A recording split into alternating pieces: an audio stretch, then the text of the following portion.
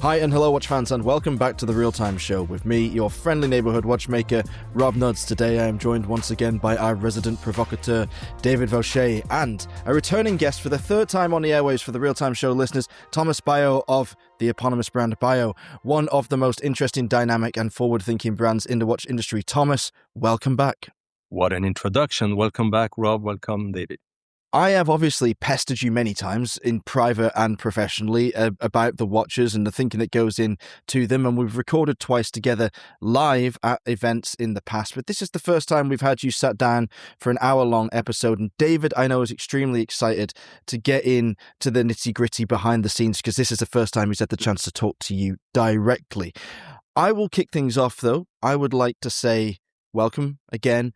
What does 2026 hold for you at this point? Let's jump straight into the future. Well, we are in the future already. Very interesting start of the year. 2026 will definitely be for us a challenging year. And I used to lately to speak to the press or talk to suppliers or people just asking me, how is it going? I am reporting that we have a problem, and you have two kinds of problem. You can have two kinds of big problem in the watch industry. A is your brand is not performing well, you're not selling as it should, and you have issues. That's one type of problem. We have the second type of problem, which is a good problem, but still a problem. We are experiencing a big growth, and we closed the year 2025 by almost 40% growth, and we aim at a 50% growth. Trust me, it's nice. It sounds nice, but it's a different game to make it happen.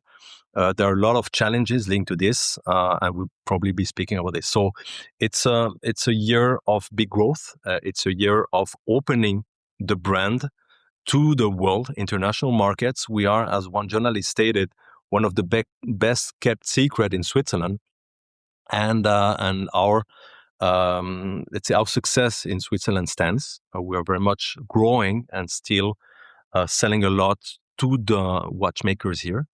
But we start to expand. I can make you a short list of the point of sales we have to open in the coming weeks. Name it. We just opened in Switzerland, Swiss German. We just opened in Vienna, one of the main player in Vienna. I'm heading to Luxembourg tomorrow. We are opening in Madrid. We're opening in Qatar. We're opening in Hong Kong, Macau, and plus. So that's just in the next weeks. The restraint to that is that we don't have stock to ship. That's the main problem we have currently. And that problem occurs end of November because we dried our stock for Christmas sales, which is a good problem to have, but again, a big problem. This is very interesting to hear that you're expanding so internationally and through a retail network as well, because one of the things that Baillod is obviously known for is its incredible value proposition.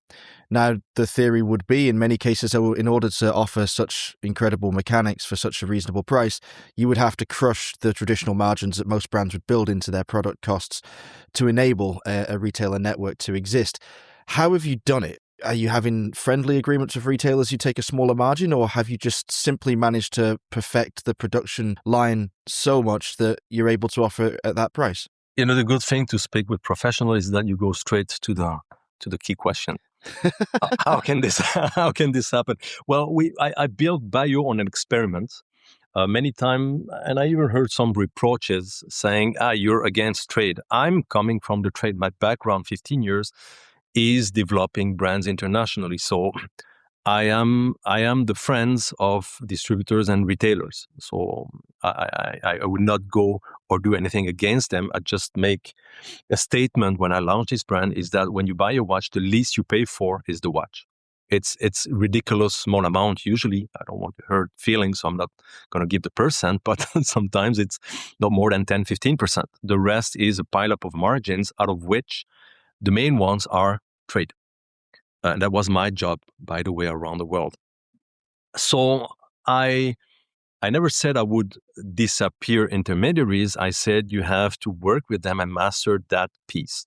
The prices we have increased a little bit the prices. So we're not at a percentage of times 2 as I started at the beginning, but we're still a much lower percent on average as any other brands. That's why and I'm not being arrogant here, we have in everything we do the best prices worldwide. And it's not because of less quality, it's about margin compression. Now, how and why do we expand internationally? Maybe the why before. The brand spreads by word to mouth a lot. This is why we have a big momentum and statement here in the watch valley, in the Swiss-French part, where watchmaking is done. And we sell a lot to the people from the watch valley and even working in the watch industry because it's a word to mouth. When it comes to expand internationally, that word to mouth has some limits because it requires people to meet together to show the watch.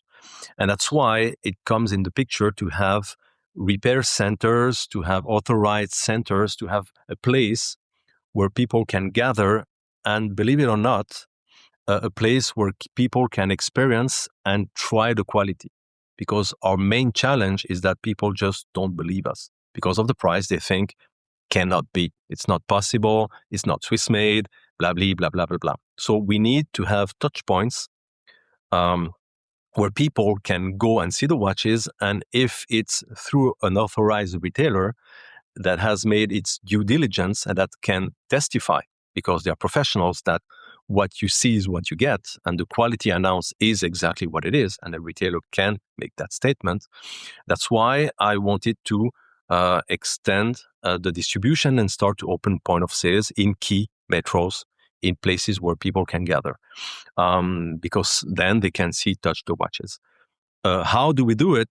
Look, from the beginning, I'm not a magician. It's just a matter of margins. I'm buying exactly the same quality movements from mainstream brands. I have exactly the same quality as top brands. I use exactly the same suppliers. So why would there be a difference? The only thing is, what do you do when you assemble the watch and you start piling up margins? So we decrease those pile up. We have less margin for anyone. But look, I'm not giving here a secret recipe. When I speak to retailers, there is less margin, of course, and retailers do understand why. It's because we earn less ourselves. So they understand that we're not being egoist and want to gather all the margins for us. We give a little less to the retailers. But I have just one simple question, and I know very well the retailers because I worked with them and for them for 15 years. What is interesting to you? Margin or profit? Because margin doesn't pay bills, profit does. And profit is a very simple equation, Rob and David. It's margins times quantity, period. It's how much you make on a watch and how many watches you're selling. So my question is very simple to retailers. Are you more interested in a 100% margin on 0 watches sold, on 50% margin on 2 watches sold per year, or on 40% margin on 4 watches sold per year? Because the key matrix here is the rotation you have in the window. The rotation means how many times your collection rotate. You have 10 pieces in the window, you sell 20 pieces per year, you have a rotation of 2.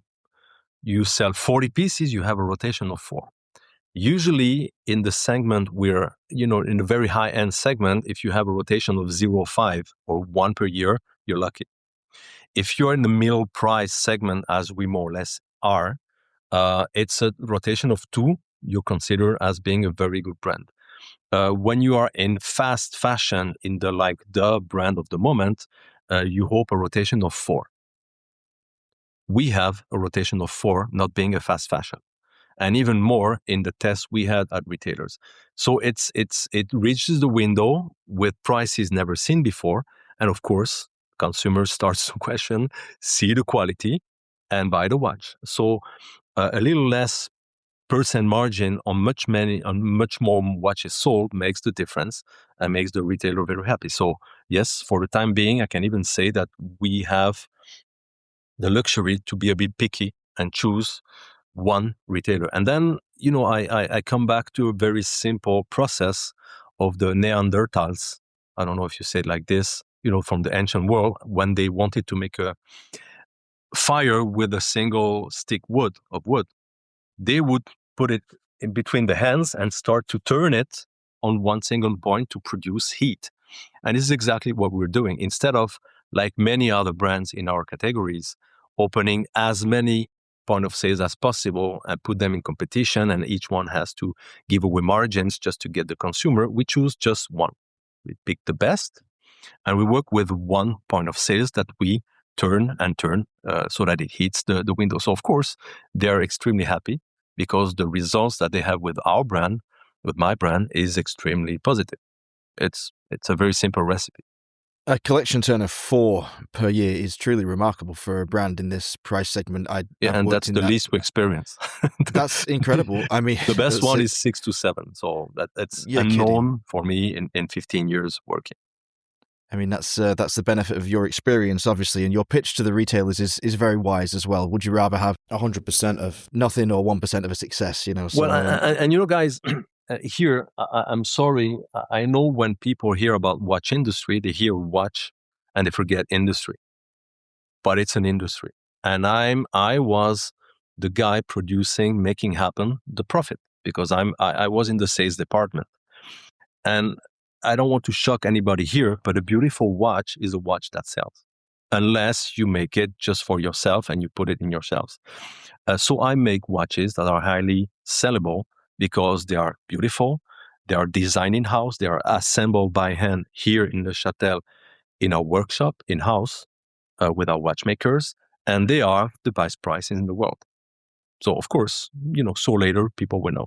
I know it sounds a bit arrogant. I'm very sorry about this. But look, I'm proud because here what stands is our values of making exceptional watchmaking accessible for each and everyone. So this is where my next question goes, because you've explained very clearly the strategy.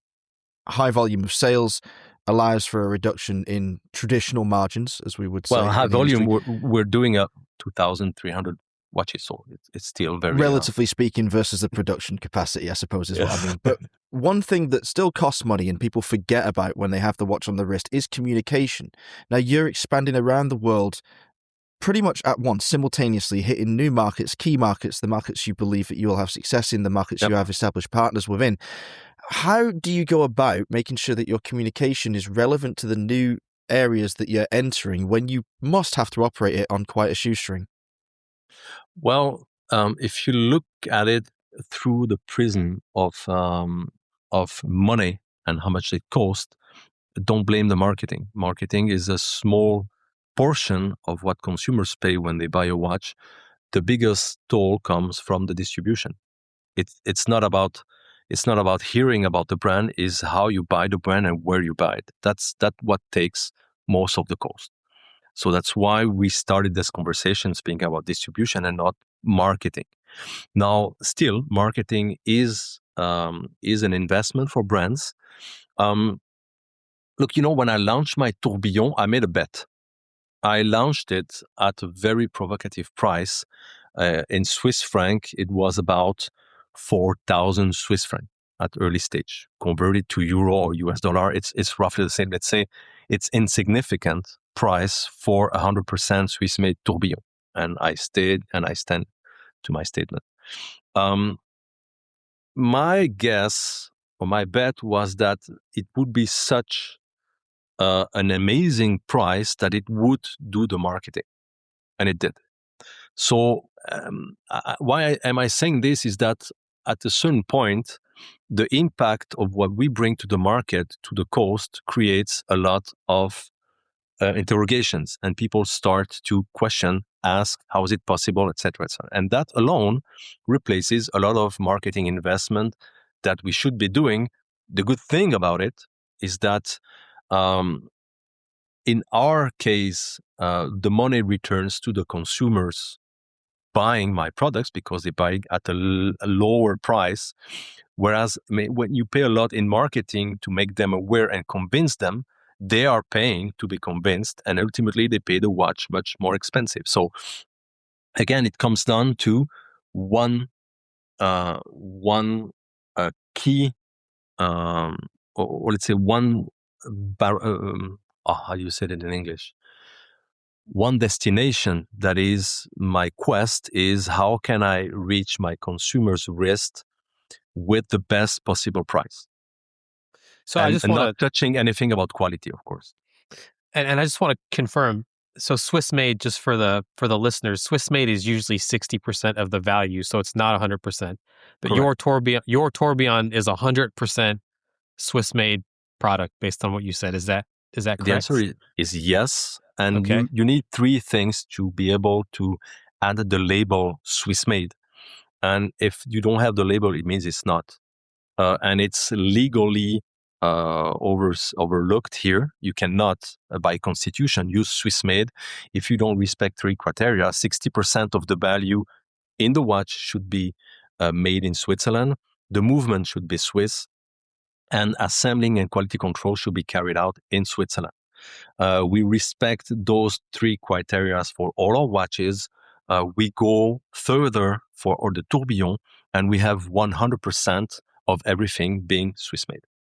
So that's amazing, and it brings me to a question. It works for you if you're the first mover with this pricing model.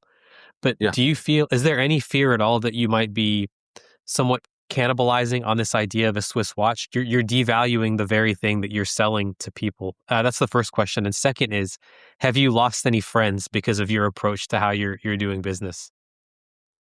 The answer in both questions is yes. No, I would not call someone a friend if I have lose him because of this move. Then it's not a friend.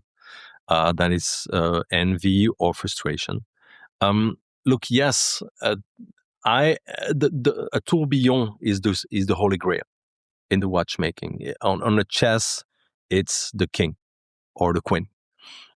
So I came up with this, and it's not again a cheap tourbillon. The heart of the tourbillon is Atocalpa, for those who know, and it's the higher level and quality of Atocalpa, and this you find in the most premium brand in the world. And of course, somehow it sheds a light in the industry where people start to ask, is this possible first? And if it is, then how come am I paying so much for other brands? Now, I don't have to answer that question. I leave the other explaining why and how. And there are, in some cases, of course, very clear explanations on all the decoration made by hands, on the materials you may use, there are several things that would explain. The rest, I let the other brands make their podcast. Definitely, it created some frustration, some questioning. I was under investigation. There are journalists that even went to China to find evidences that I would be a liar. You find the answer on the main medias here in Switzerland saying, if Baillod is not Swiss made, then the main brands of the Vallejo and the others aren't either Swiss made, because they are producing exactly in the same plants. And I have proof for that. So the debate is not now if yes or not. Everybody understand and acknowledge that yes, we are 100% Swiss made. And but I don't fear at all that I am in some way harming the industry, because those who wants to go for the big names and big brands are going there anyway. They're not impacting by my brand. I don't see that the big four have decreased their sales. On the contrary, it just opens up to a public that considered buying one day, or let's say dream one day of getting the Holy Grail, and couldn't reach that dream because of Baillot. Now, some people, yes, were a bit frustrating. Some saying that I would, I would devaluate a product because I could bring it so at so affordable to the market. Again, I don't think, and for me, the definition of luxury, um, in the industry, luxury is more seen as something exclusive, and the exclusion factor, because exclusion comes from exclusion, is usually the price. I don't feel that luxury should be excluding because of the price. That's my quest. I think luxury is about something different, is about being close to the brand, is about establishing a relation. Here, you may hear during the podcast, ding dong, many customers come here. I meet them. I spend time with them. I can bring you with the video, someone assembling his own watch. That's a service we offer here. People sits on the desk with a watchmaker and they do the assembling themselves. This is luxury to me. But I want to desacralize the luxury as being something that you cannot afford. And I'm sorry, I may look a little bit proletarian, but I come from La Chaux-de-Fonds, which is a proletarian city. This is where we make watches, and we know what means to work. 1,000 US dollar, euro, or Swiss franc is a lot of money for a lot of people. Let's be honest. And I know lately the industry is aiming at those 1% very, very healthy people that can spend over 100,000 on a watch. Good for them. I definitely support and I definitely thank them because they make that industry shine. But there are a lot of people that wish they can access to very beautiful watchmaking. And my quest is to give an answer to those people. The other have no problem selling tourbillon at 4-10 times the price that I do. They find their public. Good for them. I love all of that. It almost, and I say this seriously, it almost like brings a tear to my eye because it's something that we've been talking about a lot. And there's a lot of societal ramifications that go along with it. And you're really the first person to have articulated these ideas around exclusivity and pricing. And I want to get back to something that you said, and I want to take a little bit of a roundabout way. So there's an expression in French called esprit cartésien, the Cartesian spirit.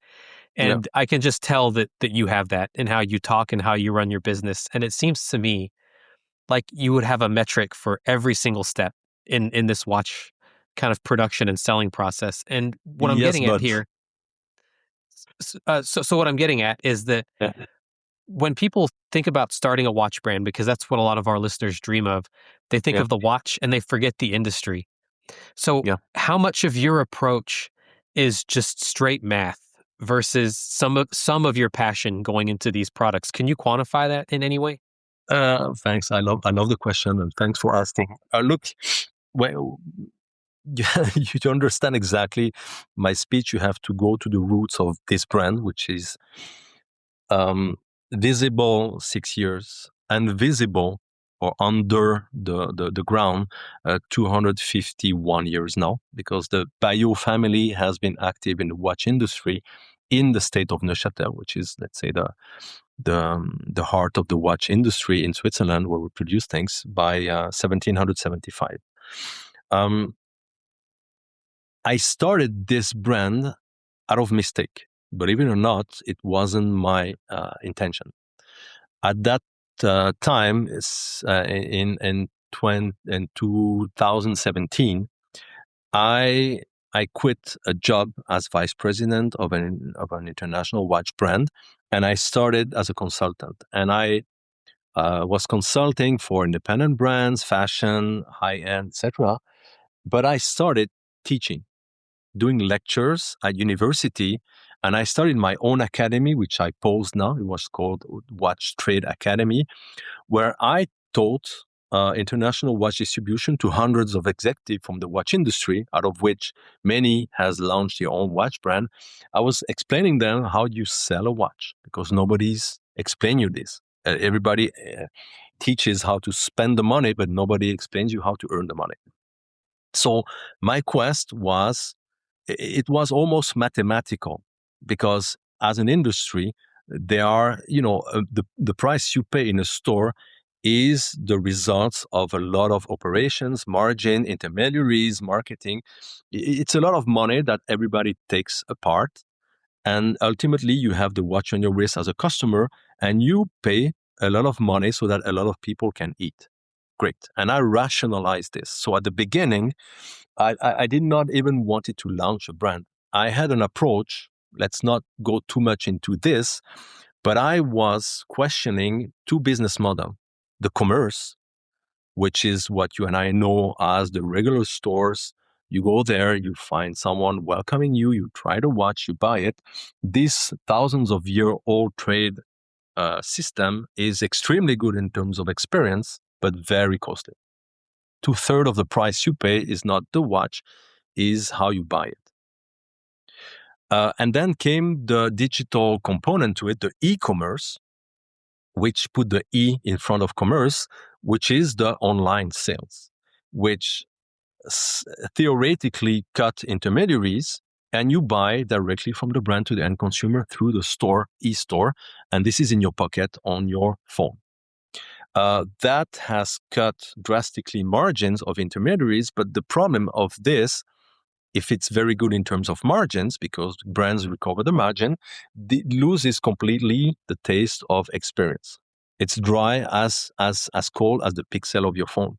So you have no experience. So the first one is under optimal because it costs too much, and the second one is under optimal because it has no experience. And the first one is very costly. It's a factor of 7 from the production cost to your wrist, and that's the least you can have. Then if you go to high end, it's 10, 15, or even more. So from the price you pay to get the product and what you pay as a consumer, it's a multiple of 7. The e-commerce has the ambiguity of you don't have any visibility unless you let people know. So you have to overcompensate in marketing what you lose in distribution. That's why usually the basics of e-commerce is a multiple of 4 from the production cost. My Quest was a multiple of 2 because I was raising both distribution and marketing costs. That's why our watches were so accessible and are still so accessible. It has nothing to do with less quality. We're not cutting anything in the quality property of the watches. We're just cutting the rest of the margins. Now, again, here we're only speaking about rotation, margins, technical terms on something that is highly emotional. I went to 25 brands in Switzerland saying, guys, I have a theory that, excuse me, but I was teaching this in many universities, MBA in Europe, very known MBAs, and I pretended that that was a new business model that would help a lot the watch industry to reintroduce extremely high value in entry prices, which is eroding now. And I received as many no as I asked. So that's why I started this brand as a laboratory, and I did it because nobody wanted to do it with me. So that was not supposed to be a brand. It was just an experiment. And it turned out that it was so strong and that was a bit right that it started to grow and it became a brand. And why am I saying this? Because if at the beginning it's just a mathematical equation, I am from the watch industry and I love and respect this.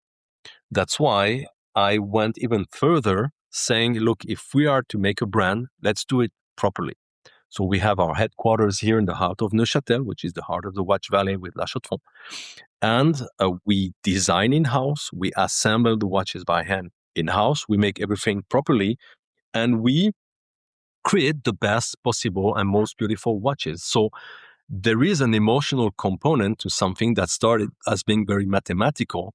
And I don't forget that when people buy a watch, they just want not to buy by kilograms or centigram, but they want to buy an emotion. So I am very sorry to the people listening to that podcast. It's not just about margin. Here we're talking about things, and when it comes to a tourbillon, that is both with an emotion and a goal, and that is hand over to other generations. I'm not trying to paraphrase a famous slogan, but you indeed do with our watches. They are all automatic.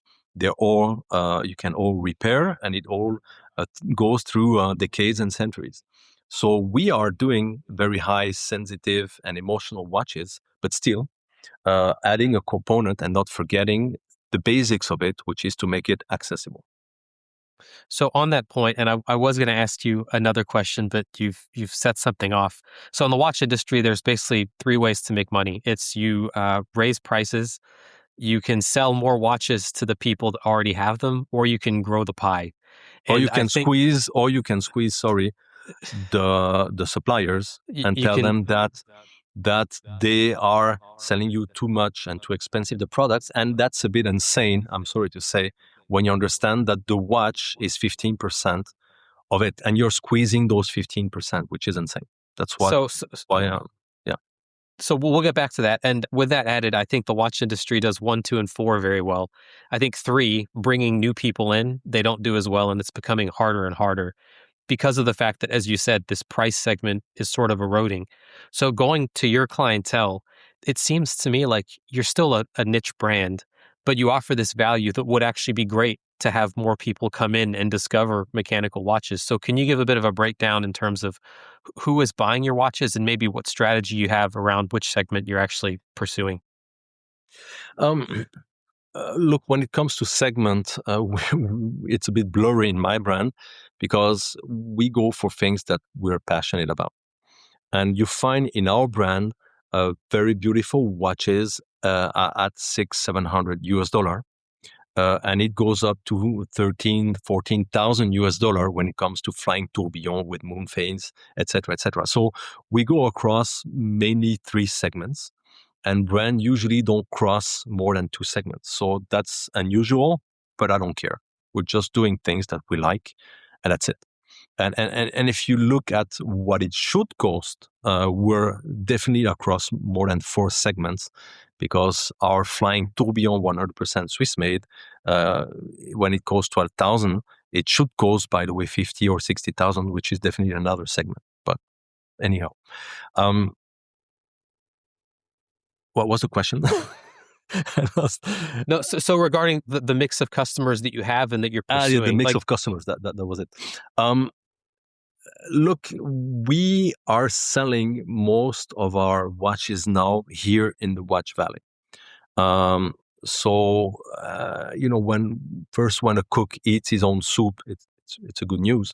Go to that restaurant, and we sell to people here in Switzerland. We are very aware about brands, quality, etc., etc. So our customers, I would say, there are mainly 2 types: those who are passionate about watches, that don't care about going to the mainstream, which I definitely respect, but want something a bit more, a bit more untold, or that not everybody has the same watch, and at the party or the dinner, and are very happy to go for a higher segment at a price where usually they would get something much, let's say, less accessible.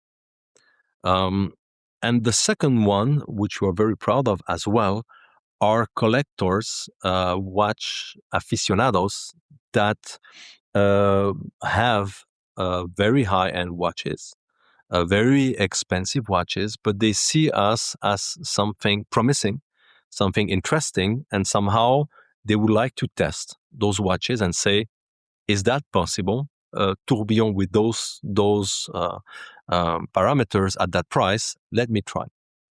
And so we ended up convincing a very interesting and influence, that people that have a lot of influence among the watch collectors that say, let me try this. And they usually are extremely bluffé. I don't know how you call it in English. Impressed by what they have in their hand, because it's not just photoshopped. And that's another public that we try as well a bit to leverage, because we know they have influence, we know they are active in forums, we know they speak online, and if we do try to leverage on this, it's always with the same goal: is that if it reaches your ears as we do today, and thank you for listening, that's all the money I don't have to spend, because I'm not paying you to make that interview. I can testify, and that's all the money I will inject on your wrist, because that's not the money I have to pay to make you aware of my brand. So we are heavily counting and hoping that the people experience the brand. If they're happy, they make it known and they let people know about the brand, and this is how we're spreading. Now, should we push more and develop harder? Yes, but no. As I told you at the beginning, we're having a good problem, but still it's a problem, is that if there is overheating and we cannot produce and supply, then we just create A, frustration, and B, is people reselling the watches because there is shortage, reselling the watches at a much higher price. That's not my goal. I know it sounds very sexy. If you see my tourbillon and you have to wait 4-6 months to get it, or you have it directly because it's online at 3-4 times the price, some or many brands do use this leverage, real or artificial, to make people think that, wow, this brand is heavily sold. Good for them. I'm not into this. I'm into people wearing my watches because they love it, not reselling it. So I'm trying to avoid this overeating. And still, when you have 50% growth, it's half of your production that you have to double in 1 year. And that's a big challenge. Capacities, cash flow, quality, et cetera, overheating of the team. It's not something that happens so easily. So we're happy that people know about it. If just one market, we're doing 2,300 watches a year, 2025. Imagine that just UK, US get passionate about my brand. We're done, because what is 2,300 watches? It's nothing for a big brand. And actually, we had that problem in the US when we launched the Chapter 8, and it was 1 day, 2 days after the introduction of the tariff of 39%. Like, we were saying, okay, nothing will happen in the States. That article came out on a big media, and it dried our stock in 2 weeks. Literally. And even with a tariff, I was saying, is it possible? And I called sometimes customers saying, guys, are you aware of the 39%? They said, yes, but that's why we're buying your brand, because even with 39%, you're still much cheaper than the other one we cannot afford. But the problem is that it completely dried our stock, and we reached Christmas, which should be the best selling season, and we had zero. People would buy to put something under the tree. We missed that opportunity, because the first delivery is now in January, because you cannot just, it's not just the printing. You have to produce the parts, produce the movement, place your order, and it takes a lot to make a beautiful watch. So when it comes to developing, yes, but little by little.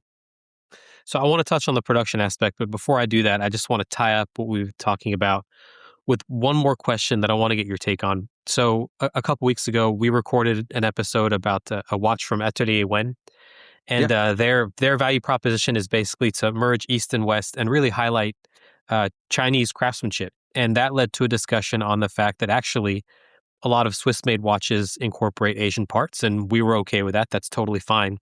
Absolutely. But that led to a discussion about transparency in watchmaking. And that's something that we're thinking is a bit of a movement in the micro brands. Yeah. And the question we asked ourselves was, because so much of the watch industry is based on the magic, and I'm using quotes, is there such a thing as too much transparency? And I want to get your point of view on that question, please. So let me understand exactly the question. Is it good to be transparent? Is there transparency? What is exactly the question? Well, I think we can agree, and you maybe certainly more than I can, because you're in the business. There probably isn't much transparency in the watch industry now relative to things like Swiss made and ad campaigns. And just, as you said, there's a lot of marketing and image building that goes on to these products.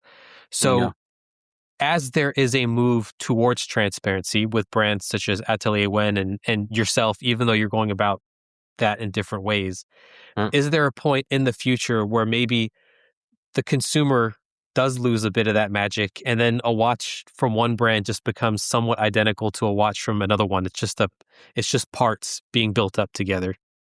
Look, in any case, I don't think it will lose the magic, because magic happens. And I can tell you, when you see the customers just doing the last operation, which is encasing, putting the hands on the watch, it takes about 1 hour and a half here. Just when they do that operation, you can see that they have a completely different perception of what is a watch afterwards, because it's still magic. And when you come to watches that are completely made by hands, as some very high-end watch brands do, it definitely keeps the magic. Now, look, if it's not clear, then that means there is something not clear. And this question of the full transparency, of course, make many brands not feeling at ease because it's a reality. And I'm let's say I have a privilege of having my own brands, and I don't care. That's why I can answer that question that most of the people will elude or not give any precision if you ask them. And I don't think knowing the truth make things less valuable. The quest when we were hit in the quartz crisis in the 80s was to reduce the production cost because we had to fight quartz. And the answer by Swatch, Mr.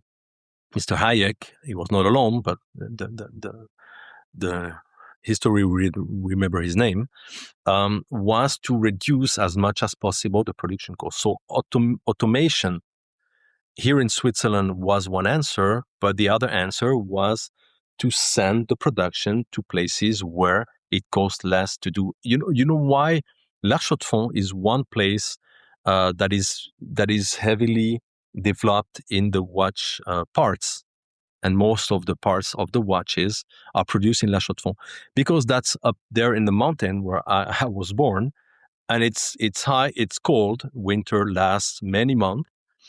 And this is where poor people were going and living because nobody wanted to go there. And that was the Asia of the past. And that's why watchmaking developed there in the mountain, because they were poor farmers. And as there were 5 months of snow, they could not farm. They were doing watches and they were underpaid. So paying less is something that comes back to centuries. It was in La Chaux-de-Fonds before, and it's in Asia now. And look, I know it's highly political criticizing the Chinese, but let's be honest, they do things extremely well. When it comes to quality, you have, of course, to follow up, but they have exactly the same machine because we sold them the CNC. So why would the result be different? The quality is excellent. It costs way less than what we pay here. And, I always remind my people, when you criticize Chinese, don't forget it's a bit less now. But don't forget that 10 years ago, nearly 1 out of 2 watches in the world were sold to Chinese. So don't buy the hand that nourish you. So not only were they're producing a lot of parts, but they were the guy buying the watches they have produced, paying the high price, thinking it's coming only from Switzerland. So, be humble and thanks to Chinese. That's why I have much respect for Atelier Wen, because they're just, they have a momentum and they do it and they play it very well, of boosting the pride of the Chinese people. And my gosh, they have the right to, because many times they are the guy in the shadow producing this. Now, not everything is produced in China, but we do for our watches, as most of the other brands, but we say it, produce parts in China. But we are in constant contact with them. We pay them extremely well, and respect them. And all the operation, the background is made here in Switzerland to produce, for instance, some watch cases. For the steel, it's extremely well doing it here, as I would not name because I wouldn't have time to, most of the brands. But then there is nothing to be ashamed of, and not less quality, and it's not less Swiss made. Whatever or most of the things that now you're acquiring is the result of a working collaboration from many countries. Think of the cars, think of many things, and that's fine. I mean, there's no issue about this. Now, what I have some problem with is that when you do produce stuff in China, I will not name, but let me tell you something. There is a bar under here where we stand, and one day I have a friend, a very good friend that work for big cooks, that say, "Hey, look, I want to introduce you to Li Xiangwang." I don't know his name, but anyhow, he was a Chinese guy, and I met the guy, very decent person. They say he specialized in doing watch cases, a very high quality in titanium. And as we have titanium in our tourbillon, a grade 5, produced here in La Chaux-de-Fonds, he thought it was interesting to introduce me this guy. I said, "Yeah, thank you, but for the tourbillon, we only go for Swiss-made production." And I said, "But nevertheless, it's great to meet you. And, what do you do and who do you work for? And the guy showed me the watch he has on his wrist. It was a brand that you would pay 200,000 for this. And I'm sorry, baby, that fucking case was made in China. I'm sorry, I shouldn't say it, but I'm saying it.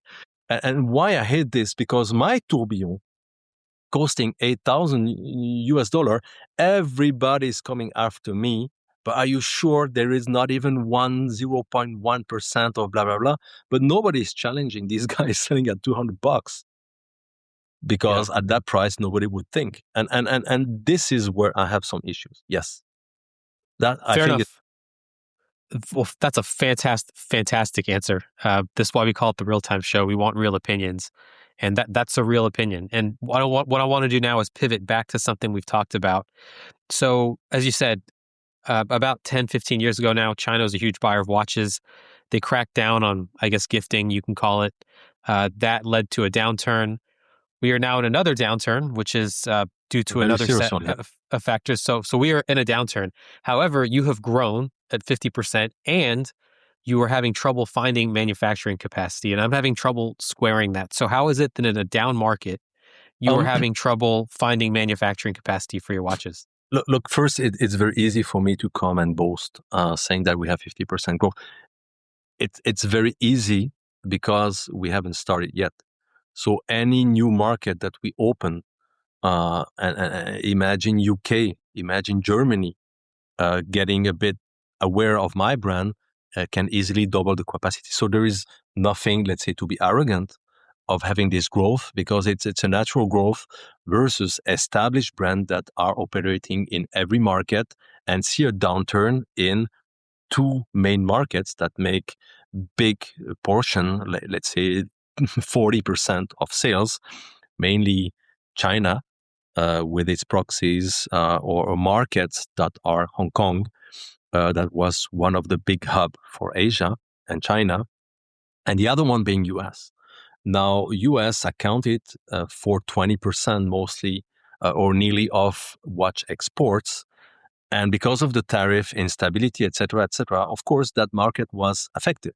It's coming back, but it was affected. It was a big hit to the industry because nobody would like to pay 39% more or even 10, 15% more. So yes, that has very much impacted. And plus, there are self-accomplished prophecies in that industry, or in every industry, is that we bet on how things will go. And if everybody bets negative, then the things will go negative because they start to panic. And the retailers are anticipating maybe too much stock because everybody shipped before the tariff come in place. So the retailers are full with stock, so they don't, or they postpone orders to the distributors, and the distributors, not seeing the orders coming from the retailers, postpone the orders to the brand, and the brand stop producing parts, which is exactly what's happening now. And the one suffering are those poor guys in the mountains here in Switzerland producing the parts because they cut all the production because they anticipate something negative. And that has two impacts. The first one being, I'd say, negative for them, definitely. But for brands such as me, it's kind of positive at the beginning because you have more production capacities available. But, and that's what's happening now, if that lasts, and it's the case, then they're simply cutting or they go bankrupt. And then there is no more capacity. And that has happened many times in the industry, that it slowed down. They kill the production because it's dry for too long, so they cannot survive. And then when it starts again, and that has been exactly the case because of the COVID, for 1-2 years, it completely froze. People got out of job. They stopped. Basically brands, big groups and big brands such as Rolex make 80% of the business. And these guys have secured in-house production capacities. And then they use subcontractors, suppliers, to absorb the heating. Okay, and these guys have another layer of independence, small independence, and these are all my friends here in La Chaux-de-Fonds, in the surroundings, that absorbs the surcapacity from the suppliers, that absorb the surcapacity from the brands. And these small independent guys are, they're self-employed. And if they don't have jobs for 1, 2, 3 months, they switch to something else. And so it goes very fast. And then the suppliers, they have to put people on hold. They're paid for 18 months here to lower the capacity, so they don't have to fire the people, but these guys cannot come and work. And you don't call them overnight saying, hey, come back. No, you have to reorganize, say, okay, I will rehire them so that the state stops paying them. And that takes time. And it's like something out of the fridge which is frozen, out of the congélateur, a frozen thing. You don't just put it like this, and you have to go from frozen to unfrozen liquid and then to warm. And that's exactly the same in the watch industry. So this whole process takes time, and that's a problem now we're facing in the industry. So do you have a view on vertical integration versus the multiple steps that used to be historically how the Swiss made watches? I mean, for us? Just generally, because if you look at the last also 10 or 15 years, there's been a big push among the larger brands to vertically integrate. That was apparently a sign of luxury. Whereas it sounds to me like you might be partial for a lot of reasons to the old atelier methods where everyone, someone made an escapement, someone made a case, someone made hands. That's exactly what we do now. Yeah. And I guess, do you have any, is that based on the fact that it's more efficient to do it that way? Or it sounds like you're very emotionally invested in this model as well. Yeah, but look, of course, there is one person that know how to do something the best, is the best in the world, best in class to do it. So we use those guys. If you want to master everything in-house, it takes a lot of time, hire the right people, buy the right machines, etc. It's very complex. Nevertheless, of course, big brands secure this verticality by buying most of these people. They are, of course, still independents, but a lot are working for brands exclusively, or to make it easier, they don't work exclusively. Take Renaud Papy. They work, of course, for Marc Piguet, but they do produce as well movements for Richard Mille, for others, etc. I mean, they work for many other brands, and it's fine like this. And so there is a lot of verticality, but still a lot of independence available for small brands like us. Now, do we have interest in doing things vertical here? Absolutely not. Because mastering all this is extremely complex. We don't have the right persons.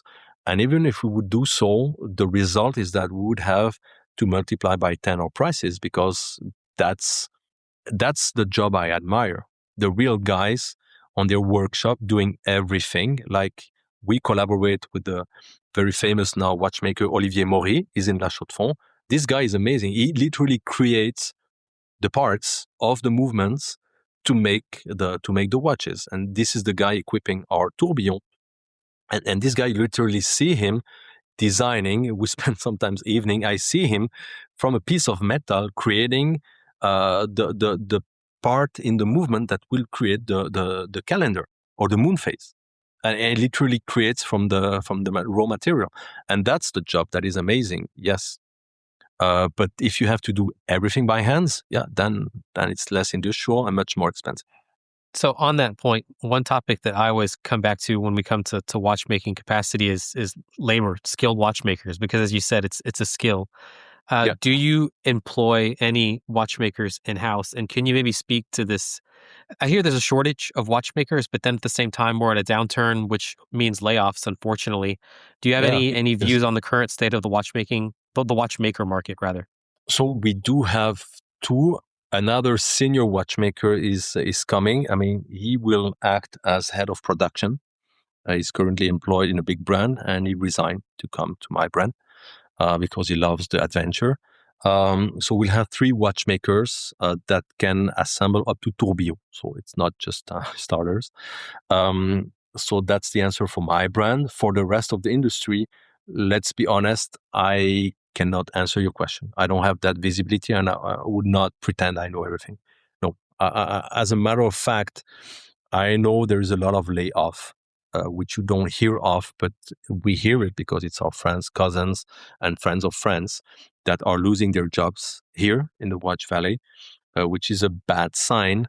So there is a lot of availability in the market. Yes, that's what I can tell you. Now, things can start again, and maybe next year it's a different story, hopefully. Yeah, no, absolutely. I guess just to add to that, I think it's always unfortunate when that's the first thing that companies seem to do. And I know in Switzerland, it's harder to do that. Obviously, I grew up in America. It's much easier to let people go. I think the Swiss have a different way of going about it, but you do hear about it, and I think it's a shame because they have buffers. Let's speak 2 minutes about a lot of people that hire. If you have a contrat à durée indéterminée, I don't know how you say it in English. It's an indeterminate length contract, so there's no end date. You hire to the someone, contract. it's part of your team.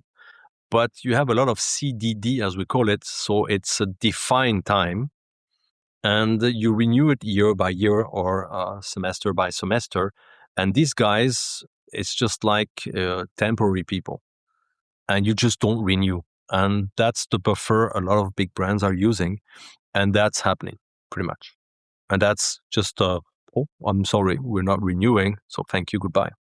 And that happens a lot, unfortunately. And then, of course, when things get better, it costs even more to hire people back or train them. So come back, yeah, yes. Yeah. Great. Well, this has been a fascinating conversation. We're going to wrap up with one more question. You've already told us about your plans for 2026. We've talked about the magic in watchmaking. We've talked about manufacturing. Is there anything that you want to leave listeners of the Real Time Show with before we sign off today? Well, we have spoken very few about the upcoming products. Please go ahead. And I every year I say, guys, to my team, guys, let's cool down. We have a launch program that is equivalent to a 30-50 million turnover watch brand, and we're just crazy. And the fact is that we can't stop because there are so many cool things we want to launch. So we have approximately every month or every other month novelties that are coming. I cannot spoil it, of course. We are announcing tomorrow a beautiful limited edition on the Delta watches, which is this unique manufacturer complication that describes the time in a triangle, which is unique in the world. It's patented. So that's in the tomorrow's launch.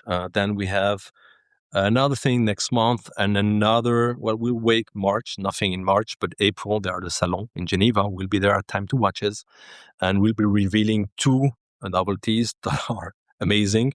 And that's recurrent every other month. And we are targeting towards the end of the year, early 2027's, our own fully 100% manufacturer movement, which, trust me, I'm sure we will be doing another podcast about this.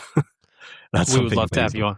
Well, so we love to offer scoops to our listeners, and that is a fantastic scoop to end on. We would love to have you back. I'm in love with that product. So wow, fantastic. So listeners, please watch this space because we're gonna be in a great place listening to this. BA111OD.com or BA111OD.official on Instagram, and you'll be the first to know. Or follow me on LinkedIn because I spoil many times. I'm very active on LinkedIn, Thomas Baillod, and I post a lot about the novelties, what we do here, and a lot about behind the scene. As you have heard, David and Rob, we're just being very transparent here. We just want to do what we know best, doing beautiful watches, and explain how and why. And I think we're not spoiling anything. We're just adding a bit more knowledge to the people that are listening. A fantastic set of answers as ever, Thomas. Thank you for taking the time to talk to us both again on the Real Time Show, and we can't wait to meet up with you again at events in the near future. If any of our listeners have questions for Thomas, then please do get in touch via the usual channels. You know where to find us on Instagram at therealtime.show or via the contact form on the website www.therealtime.show. We'll be back soon with more top quality watch content and interviews with the industry's finest. Until then, stay safe and keep on ticking.